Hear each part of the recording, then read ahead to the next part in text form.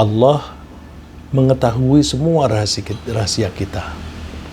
Manusia pada umumnya pernah melakukan perbuatan yang melanggar atau menyimpang dari peraturan agama atau norma masyarakat. Orang yang memahami peraturan agama dan norma masyarakat, normalnya itu berusaha agar orang lain tidak akan pernah mengetahui jika mereka melakukan pelanggaran. Jadi kalau saya melakukan pelanggaran, melakukan dosa misalnya, saya berusaha sembunyi-sembunyi. Jangan sampai Bu Naindra tahu nih, saya malu. Masa saya ngasih pengajian tapi kelakuan saya begini. Itu malu sebelum kejadian. Ya, jadi malu ini yang saya bahas adalah malu sebelum kejadian. Tentu itu berdasarkan pengalaman malu setelah kejadian. Mereka terutama yang beriman kepada Allah merasa malu jika ada orang lain mengetahui bahwa mereka telah melakukan pelanggaran yang biasanya disebut dosa. Karena pelanggaran aturan agama itu menyebabkan timbulnya rasa malu, orang yang beriman biasanya berusaha menghindari pelanggaran agama. Karena mereka tidak ingin menderita malu. Malu itu nggak enak, ya, perasaan yang tidak enak. Orang yang tidak beriman biasanya tidak merasa malu, meskipun mereka telah melakukan pelanggaran dan bahkan berulang kali dilakukannya. Itulah sebabnya disebut bahwa malu adalah bagian dari iman. Jadi malu di sini yang dalam bahasa Inggris itu yang namanya shame, bukan yang shy. Kalau shy itu yang malu tidak perlu. Itu orang yang kurang self confident gitu. Tapi malu ini malu kalau ketahuan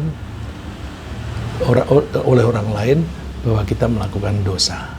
Dan itu berdasarkan Rasulullah SAW yang bersabda, al-imanu bid'un wa sittuna syu'batan wal haya'u syu'batun minal iman. Iman itu mempunyai cabang 60 sekian, 60 lebih. Dan malu itu satu bagian dari iman. Tapi ada juga orang-orang yang secara rahasia merencanakan perbuatan dosa, terutama rencana pembunuhan atau korupsi. Nah, kalau ini mereka itu bersembunyi-sembunyi bukan karena malu. Karena jangan sampai ketahuan, jangan sampai mereka itu ditangkap lalu dipenjara. Ya. Jadi ada orang-orang yang secara rahasia merencanakan perbuatan dosa, terutama rencana pembunuhan atau rencana korupsi. Pasti itu dilakukan dengan sembunyi-sembunyi. Mereka merahasiakan rencana itu bukan karena malu, tapi agar tidak ada yang menggagalkan rencana mereka dan tidak akan ada yang mengetahui bahwa mereka lah yang melakukannya dan mereka tidak akan diproses di pengadilan. Tentu Allah mengetahui rencana buruk mereka, baik mereka menyusun rencana itu sendiri-sendiri maupun secara bersama-sama dengan orang lain. Allah berfirman, alam tara annallaha ya'lamu ma fis samawati wa ma fil ard. Apakah kamu tidak tahu bahwa Allah itu mengetahui semua yang ada di langit dan semua yang ada di bumi? Ini secara umum, yang ada di langit dan di bumi seisinya Allah tahu. Nah, apalagi hanya sebagian dari itu. Ma yakunu min najwa thalathatin illa huwa rabi'uhum wala khamsatin illa huwa sadisuhum wala adna min dzalika wala aktsara illa huwa ma'ahum aina ma kanu. Tidak ada sekelompok orang terdiri dari 3 orang atau terdiri dari 4 orang atau terdiri dari 5 orang atau terdiri dari 6 orang atau lebih sedikit atau lebih banyak dari itu. Allah itu selalu menyertai mereka, dalam arti Allah itu hadir mengetahui mereka dimanapun mereka berada. Mereka sembunyi dimanapun Allah tahu. Tsumma yunabbi'uhum bima 'amilu yaumal qiyamah. Kemudian kelak di hari kiamat ketika mereka dibangkitkan, Allah akan menunjukkan semuanya itu. Ini apa yang kamu lakukan. Mereka mau mengelak, ada gambarnya. Innallaha bikulli syai'in alim. Allah mengetahui segala sesuatu. Nah, pelajaran yang perlu kita ambil adalah bahwa kita mesti hati-hati. Apapun yang kita lakukan, baik ataupun buruk, itu Allah pasti tahu. Nah, mengetahui itu Allah menggunakan bahasanya manusia. Manusia itu biasanya kalau mengetahuinya pakai mata lalu dikatakan melihat. Orang kalau mengetahuinya dari suara itu mendengar. Nah, oleh karena itu digambarkan bahwa Allah itu melihat dan mendengar. Tapi melihat dan mendengarnya Allah beda dengan kita. Kalau kita melihat dengan mata, Allah tidak menggunakan alat apa-apa melihat. Allah tidak menggunakan telinga. Karena kalau menggunakan alat, berarti Allah itu lemah. Karena berarti Allah membutuhkan alat. Kalau alat itu nggak ada, nggak bisa apa-apa. Ya. Misalnya Allah mengetahui rencana jahat yang didiskusikan secara sembunyi-sembunyi oleh 9 orang yang diantara kaum Tsamud yang suka membuat kerusakan di negerinya. Mereka merencanakan akan membunuh Nabi Soleh. Jadi kaum Tsamud itu nabinya namanya Nabi Soleh. Dan mereka akan membunuh Nabi Soleh dan keluarganya. Lalu mereka akan membuat alibi sambil mengatakan bahwa mereka tidak tahu mengenai siapa pembunuhnya. Jadi mereka merencanakan itu secara rahasia dan mereka akan berusaha membunuh dalam keadaan tidak diketahui oleh siapa-siapa. Habis itu kalau ada pengusutan, mereka cuci tangan. Nah, ayat ini suka dikutip, wah di negara Tsamud itu ada 9 orang, 9 tokoh yang suka melakukan kerusakan-kerusakan. Terus dibilang sama dengan di Indonesia, ada 9 tokoh.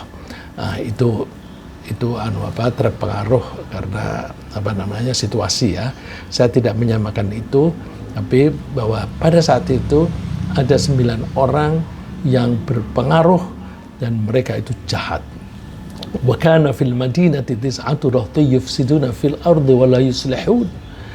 Di kota itu, negerinya Tsamud, ada 9 orang yang suka melakukan kerusakan. Kerusakan itu tidak harus berupa kerusakan alam. Bisa juga kerusakan tatanan hidup. Misalnya berdagang dengan curang, itu merusak tatanan hidup. Kalau zaman sekarang korupsi itu merusak tatanan hidup karena membuat orang makin miskin, yang kaya makin kaya. Ya. Wala yuslihun, dan mereka itu tidak berbuat baik. Mereka membuat rencana, qalu taqasamu billahi lanubayyitannahu wa ahlihi thumma lanaqulannahu liwalihi ma syahidna mahlika ahli wa inna lasadiqun. Mereka mengajak teman-temannya yang 9 itu, ayo kita bersumpah demi Allah. Sumpahnya demi Allah. Jadi mereka mengaku percaya kepada Allah tapi jahat. Banyak ya orang yang mengaku punya Tuhan, mengaku Allah, menyebut-nyebut nama Allah juga, tapi jahat banyak ya. Mereka merencanakan kita akan membunuh dia, Nabi Soleh, dan keluarganya di malam hari. Kemudian kita mengatakan kepada orang yang bertanggung jawab bahwa kami tidak menyaksikan kematian keluarga itu. Kami tidak tahu menahu tentang kematian mereka. Wa inna lasadiqun, kami jujur. Nah, jadi mereka jahat tapi mengakunya jujur. Nah, itu Allah mengetahui. Begitu juga rahasia yang disimpan di hati. Allah mengetahui isi hati orang-orang munafik yang suka mengaku sebagai orang-orang yang beriman padahal mereka kafir. Dan suka berpura-pura melakukan kebaikan padahal hati mereka bermaksud buruk. Ya, kalau berpura-pura baik padahal tidak baik, itu kan pencitraan. Ya. Jadi banyak orang yang mencitrakan diri sebagai orang-orang baik padahal jahat. Nah, itu contohnya banyak, cuma saya tidak enak menyebut kelembagaan. Ya. Ada orang-orang yang misalnya, wah kalau tampil di tempat-tempat dianggap tempat suci, tempat peribadatan, wah, mereka kelihatan baik sekali, pakaiannya putih-putih, pakai serban atau pakai jubah begitu. Mereka menampakkan diri sebagai orang-orang yang tidak tertarik pada wanita. Padahal di belakang itu perkosaan yang dilakukan oleh mereka itu sering terjadi. Ya. Bahkan mereka seringkali punya anak. Nah, ketika wanitanya itu hamil, disembunyikan anaknya lalu dibawa ke panti asuhan. Nah, supaya tidak ketahuan. Nah, itu namanya pura-pura, membuat citra baik di luar, tapi nyatanya tidak. Ustadz juga ada yang begitu, ya. Pejabat juga banyak yang begitu. Kalau di umum mengatakan bahwa saya melakukan ini demi kesejahteraan masyarakat, demi rakyat, padahal mereka mengorupsi hartanya rakyat. Nah, itu Allah mengetahui. Oleh karena itu kita dianjurkan oleh Allah jangan berteman dengan orang-orang semacam itu. Mereka itu munafik, penampilannya itu baik tapi ternyata jahat. Ya ayyuhalladzina amanu la tattakhidhu bitanatan min dunikum la ya'lunakum khabala. Hai orang-orang yang beriman, jangan kamu menjadi teman sehati, ya, teman sehati. Bitonah itu artinya batin.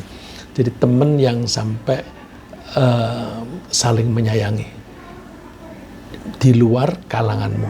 Jadi orang-orang di luar kalanganmu jangan kamu jadikan teman sehati. Karena apa? Mereka itu tidak berbuat baik dan seringkali membuat kerepotan. Waddu ma'anittum. Mereka lebih suka kalau kalian itu merasa sengsara. Dari mana taunya? Oh, mereka baik kok, saya kemana-mana ditemani. Iya, coba qad batatil baghdha'u min afwahihim. Kebencian itu kelihatan di kata-kata mereka. Ya, kalau di sini terletaknya kebencian mereka itu kelihatan nyata di mulut mereka. Nah, dia berarti kata-kata. Kelihatan sih baik, ngomongnya baik, tapi kita mesti niteni di sela-sela omongan yang baik itu nanti ada kata-kata yang tajam. Wa ma tukhfi suduruhum akbar. Apa yang mereka rahasiakan di hati mereka itu lebih besar. Ini ibaratnya iceberg atau gunung es. Orang yang jahat tapi berpenampilan baik itu kelihatannya jahatnya sedikit hanya dalam kata-kata itu, tapi di hatinya itu besar sekali. Qad bayyana lakumul ayati in kuntum taqilun. Sungguh kami telah menjelaskan kepada kalian tanda-tanda kebesaran Allah, ya, termasuk fenomena alam dan fenomena manusia ini kalau kalian mau berpikir. Nah, tentu Allah mengetahui dan memahami apa yang tersimpan di hati mereka. Begitu pula apa yang bergejolak di pikiran kita atau di hati kita, ya, tentu Allah mengetahui dan memahami. Kenapa Allah memahami? Bagaimana tidak memahami? Yang membuat hati kita itu Allah. Yang membuat pikiran kita Allah. Kalau Allah yang membuat pikiran, maka mekanisme bagaimana cara pikiran kita bekerja, ya yang membuat Allah. Kita bisa berpikir yang baik, kita bisa berpikir yang buruk, itu yang membuat Allah. Ya. Kalau Allah yang membuat, pasti tahu dong. Oleh karena itu, bahkan Allah itu lebih mengerti tentang kita daripada kita sendiri. Banyak hal ya, yang Allah lebih mengerti tentang kita daripada kita sendiri. Misalnya, orang yang sombong, mereka tidak merasa kalau mereka sombong. Mereka tidak merasa, berarti mereka tidak menyadari dan mereka tidak tahu bahwa dirinya sombong. Bahkan sering saya mendengar orang mengatakan, Tidak boleh sombong. Sombong itu sekecil apapun itu tempatnya neraka. Itu saya melihat wajah cara gesturnya itu ngomong jangan sombong, tapi gaya dia, body language-nya menunjukkan kesombongan. Terus ada yang ngambil foto, jepret begitu, terus dilihat, wah kelihatan kalau di foto kelihatan sombongnya. Nah ini Allah tahu. Omongnya baik, tapi di pikirannya tidak baik, termasuk kesombongan. Itu diketahui semua oleh Allah. Ya. Jadi Allah mengetahui karena semuanya itu, pikiran kita, hati kita itu dibuat oleh Allah, termasuk perangkatnya dan termasuk mekanisme kerjanya. Allah yang menciptakan pasti mengetahui apapun tentang ciptaannya. Ini firman Allah untuk meyakinkan kita, walaqad khalaqnal insana wa na'lamu ma tuwaswisu bihi nafsuh. Sungguh kami telah menciptakan manusia. Nah, berarti manusia ini diciptakan oleh Allah. Allah menciptakan kita itu sempurna, termasuk peredaran darah kita, termasuk pikiran kita yang bergejolak. Dan kami mengetahui apa yang dibisikkan oleh seseorang pada dirinya sendiri. Jadi pikiran kita ini kan kadang-kadang bergejolak. Aku enaknya mau ikut pengajian BPM apa enggak ya? Nah, itu meskipun tidak diomongkan, di pikiran Allah itu tahu. Wa nahnu aqrabu ilaihi min hablil warid. Allah itu diibaratkan lebih dekat kepada manusia daripada urat nadinya sendiri. Jadi karena itu Allah bisa lebih mengerti tentang kita daripada kita sendiri. Dengan demikian kita mempelajari bahwa Allah bukan hanya mengetahui yang nampak saja, tapi dia juga mengetahui apapun yang tersembunyi dan samar. Wa in tajhar bil qawli fa innahu ya'lamu sirra wa akhfa. Dan jika engkau mengeraskan ucapanmu, maka sesungguhnya Allah itu mengetahui rahasia dan yang lebih tersembunyi. Nah, ini kita ngomong keras, tapi Allah mengetahui yang tersembunyi. Ya, artinya apakah hati kita, pikiran kita sejalan dengan omongan kita atau tidak. Kalau orang bohong kan omongannya dan pikirannya beda, gitu. Allah tahu. Nah, setelah mempelajari beberapa ayat tersebut, kita mesti berhati-hati dalam mengelola pikiran kita, karena seringkali gejolak pikiran itu akan kita tindak lanjuti dengan tindakan-tindakan. Apa yang ada di pikiran kita seringkali kita tindak lanjuti dengan perilaku, dengan tindakan. Jika pemikiran kita bagus, kemungkinan besar perilaku kita akan bagus juga. Sebaliknya, jika pemikiran kita buruk, kemungkinan besar perilaku kita akan menjadi buruk. Kemungkinan besar itu tidak selalu, ya. Misalnya, jika di hati seseorang itu ada pemikiran buruk yang disembunyikan, seperti iri hati atau dorongan birahi, maka cara dia memandang suatu objek akan menunjukkan isi hatinya. Dia mengira bahwa orang lain atau bahkan Allah tidak mengetahui apa yang tersimpan di hatinya. Ya'lamu kha'inatal a'yuni wa ma tukhfis sudur. Allah itu mengetahui pandangan mata yang berkhianat dan apa yang tersembunyi dalam dada. Jadi kadang-kadang misalnya nih, saya melihat, misalnya saya hadir di suatu pengajian atau ceramah, kemudian yang hadir itu banyak wanitanya, terus ada yang cantik begitu. Nah, tapi saya malu kalau saya tuh diketahui orang bahwa saya tuh senang melihat orang yang cantik itu. Nah, itu kemungkinan besar saya itu akan meliriknya itu jangan sampai orang lain tahu. Nah, itu kha'inatul ayun. Melirik gitu tapi terus supaya tidak tahu. Atau misalnya melihat seperti menyapu dari kiri ke kanan, supaya bisa melihat dia. Allah tahu semuanya itu, ya. Jadi kita mesti hati-hati dalam berperilaku, ya. Ini kalau kita baca, nggak usah jauh-jauh. Di HP kita itu kan ada Google. Di Google itu kalau kita buka mengenai psikologi, nanti akan banyak artikel-artikel mengenai psikologi. Nah, di situ banyak misalnya body language yang difahami. Nah, itu misalnya ya, bagaimana cara melihat bahwa seseorang laki atau perempuan itu terpikat padamu. Oh, maka indikasinya ini. Manusia saja tahu itu dari body language. Tentu Allah jauh lebih mengerti. Maka kita jangan pernah menyembunyikan sesuatu yang tidak baik, apalagi melakukan dengan terang-terangan. Ya, dengan demikian pemikiran kita menjadi unsur pokok dalam penilaian perilaku, dan penilaian tentang kepribadian seseorang lebih ditentukan oleh pola pikirannya yang kemudian diekspresikan dalam bentuk perilaku. Nah, Rasulullah bersabda, Innallaha la yanzuru ila ajsamikum wala ila suwarikum walakin yanzuru ila qulubikum wa amalikum. Sesungguhnya Allah tidak melihat figur badanmu itu, tidak melihat penampilan cantik atau tampan, enggak. Tapi yang Allah lihat di sini artinya Allah melihat dengan menilai. Yang Allah nilai adalah hati kalian dan perilaku kalian. Ya, jadi kita mesti pokoknya pelajaran kita intinya ini hati-hati ya, karena apapun yang kita lakukan baik atau buruk Allah mengetahui semuanya dan Allah akan minta pertanggungjawaban kita. Ya. Lalu bagaimana kalau seseorang itu biasanya menunjukkan pola pikir yang baik, tapi dia ternyata sesekali menunjukkan perilaku yang menyimpang. Pola pikirnya baik, tapi kok perilakunya menyimpang. Maka yang dinilai oleh Allah itu apa yang disengaja oleh hatinya.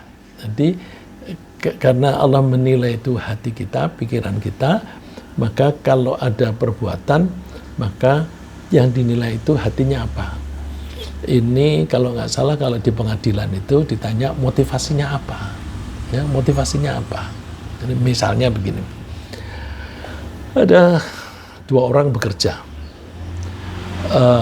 yang satu sedang membersihkan atau mengerjakan bagian ubin di bawah sambil jongkok, yang satu mengerjakan di atas, dia pakai tangga, terus tangganya roboh menjatuhi orang ini, dia luka, cedera, atau bahkan mati. Dosa nggak orang ini? Dilihat, kalau kita bilang motivasinya apa? Kalau secara agama, niatnya apa? Gejolak hatinya gimana? Misalnya begini, kalau tidak sengaja bisa saja dia naruh tangga itu, tapi ternyata lantainya licin sehingga tangganya itu geser sampai miring lalu jatuhnya ke arah teman yang ada di sebelahnya.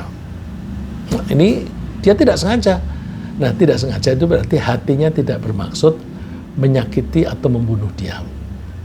Tapi coba kalau misalnya dia benci sama orang yang kerja di bawah ini, dia sengaja naruhnya tangga itu miring supaya nanti bisa roboh. Terus dia kerja, dia coba gerak-gerak supaya makin bergeser terus jatuh, mati. Dia membunuh apa enggak? Membunuh, ya, karena dia sengaja. Ya, jadi perbuatan hati itu yang dinilai. Kalau di hadis yang terkenal itu, innamal a'malu binniyat. Sesungguhnya amal perbuatan atau perilaku orang itu dinilai dari niatnya. Nah, yang dicontohkan oleh Nabi, kalau waktu itu kasusnya itu orang hijrah dari Mekah ke Madinah. Kebetulan ada sahabat itu pada ngomong sendiri, oh itu dia hijrah karena pacarnya hijrah. Dia kalau nggak ikut hijrah, dia nanti gagal menikahi wanita itu. Jadi dia hijrah karena wanita itu. untuk bisa menikahinya. Nah, itu omongan begitu sampai kepada Nabi. Nabi lalu mengatakan itu niat amal perbuatan itu tergantung niatnya. Kalau niatnya karena Allah, ya dia dapat pahala dari Allah. Tapi kalau dia niatnya karena wanita yang dia ingin nikahi, ya dia dapatnya itu, gak dapat pahala. Atau dia niatnya memperbaiki nasib ekonomi, misalnya maksudnya itu untuk dapat duit. Ya, duit itulah, keuntungan itulah yang dia peroleh. Pahala tidak ada. Nah, ini kan misalnya ini kalau pedagang itu kalau skala kecil gitu kan pembelinya teman-teman sendiri.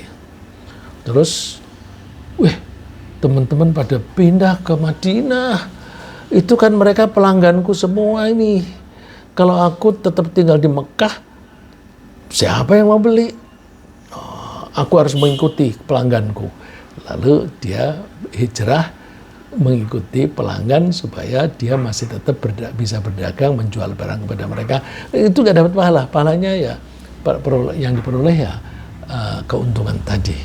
Nah, jadi itu innamal a'malu binniyat. Nilai perbuatan itu tergantung niatnya. Terus ini contohnya begini-gini latar belakang dari ayat ini bahwa Nabi Muhammad SAW sebelum jadi Nabi itu dia diberi hadiah oleh istrinya Khadijah. Hadiah itu berupa budak. Saat itu masih ada perbudakan ya. Jadi ukurannya tidak sama dengan sekarang. Dulu sudah ada perbudakan dan Islam justru menghilangkan perbudakan. Nah, kalau dilihat di Quran memang dibahas budak, tapi tidak dibahas bagaimana cara mengangkat seseorang menjadi budak. Tapi yang ada kita didorong untuk memerdekakan. Nanti pahalanya besar dan sebagainya. Nah, waktu itu Rasulullah diberi hadiah oleh istrinya, Ibu Khadijah, budak namanya Zaid bin Harithah.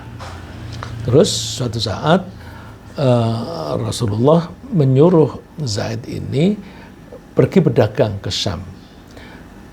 Dia ketemu dengan seseorang yang melihat wajahnya, wah ini kayaknya keponakanku nih. Dihampirilah, siapa namamu? Zaid.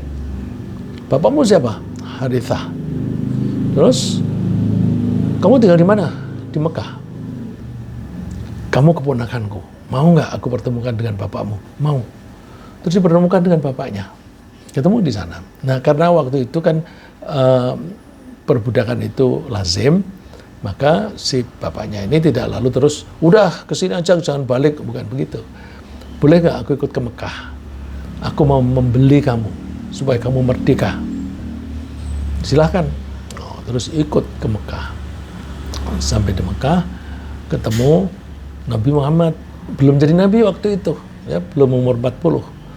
Terus Harithah bapaknya ini bilang, aku datang ke sini bermaksud untuk membeli anakku sendiri. Nah, dia waktu ngomong begitu, Zaidnya sedang masuk menyiapkan hidangan. Terus Nabi bilang, nanti dulu, kalau dia sudah kesini lagi, kita tanya. Kalau dia mau ikut kamu nggak usah beli.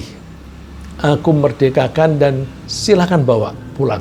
Itu benar. Terus setelah Zaid kembali, terus si bapaknya menanya itu, mau nggak kamu aku ajak pulang? Aku beli, aku tebus. Terus dia bilangnya apa? Demi Tuhan, aku tidak mau meninggalkan lelaki ini. Lelaki ini yang dimaksud Nabi Muhammad. Saking senangnya dia dengan perilaku Nabi Muhammad, dia lebih memilih bersama Nabi Muhammad meskipun jadi budak, tidak mau kembali mengikuti bapaknya. Terus Rasulullah mengatakan, kalau begitu aku tawarin yang lebih baik lagi. Lebih baik lagi. Mulai saat ini Zaid merdeka, tidak lagi budakku, dan aku angkat Zaid sebagai anak angkatku.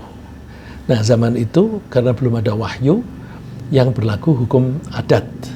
Hukum adat itu kalau di sana hukum adat, anak angkat itu disebutnya anaknya bapak angkat. Jadi namanya dia kan Zaid, bapaknya Harithah. Maka namanya Zaid bin Harithah. Sejak saat itu orang-orang Mekah memanggil dia itu Zaid bin Muhammad. Karena tradisinya begitu. Ya, kalau di kita ini dulu ada kasus Bruri. Ya, Bruri Peso 5. Tapi karena dia dijadikan anak angkat oleh Marantika, atau saya terbalik ya. Pokoknya kasusnya Bruri itu ya. Nah, semacam itu. Terus ketika Rasulullah sudah mendapatkan wahyu, sudah menjadi nabi, turun surat Ahzab. Dibilang Muhammad itu bukan bapaknya laki-laki di antara kalian. Kalian mesti memanggil seseorang dengan bapaknya sendiri, bapak biologis. Tidak boleh dengan bapak angkatnya. Nah, ini ayat ini lalu menyebutnya begitu. Ud'uuhum li'abaihim. Panggillah mereka dengan menyebut bapak mereka.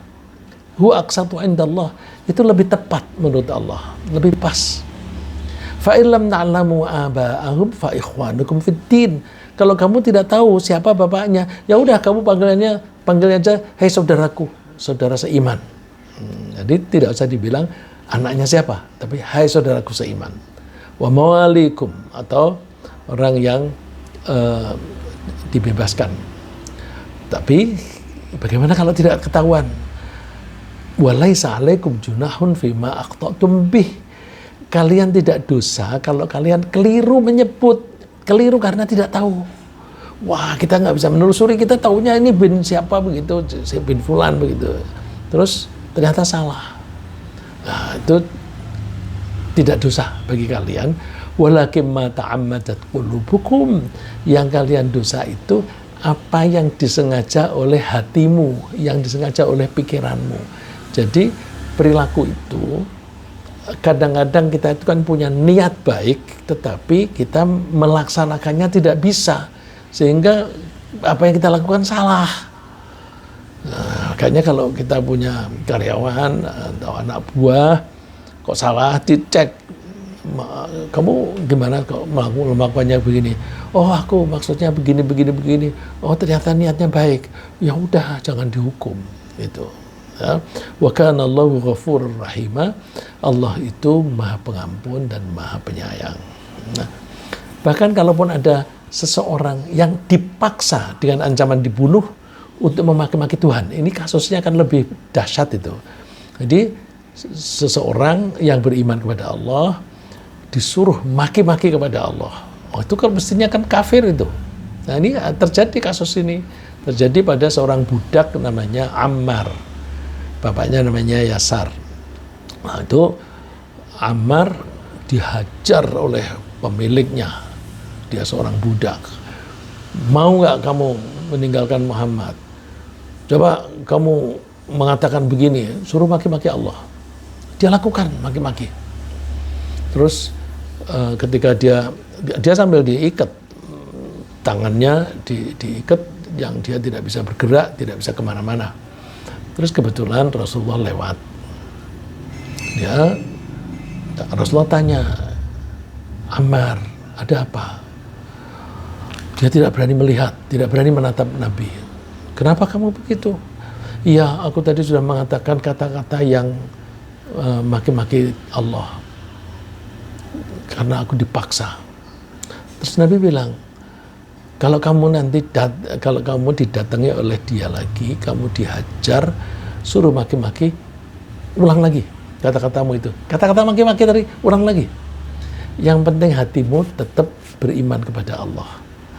Jadi, kalau dipaksa mau dibunuh, kalau tidak maki-maki Allah, maka maki-maki Allah pun itu tidak dosa. Allah mengatakan, man kafara billahi min ba'di imanihi, siapa yang menjadi kafir setelah beriman, terus ada perkecualian. Ilaman ukriha qalbuhu mutmainnun bil iman, kecuali orang yang dipaksa padahal hatinya itu tetap beriman. Nah, yang dosa itu Walakin man syarha bil kufri sadran fa alaihim ghadabun minallah.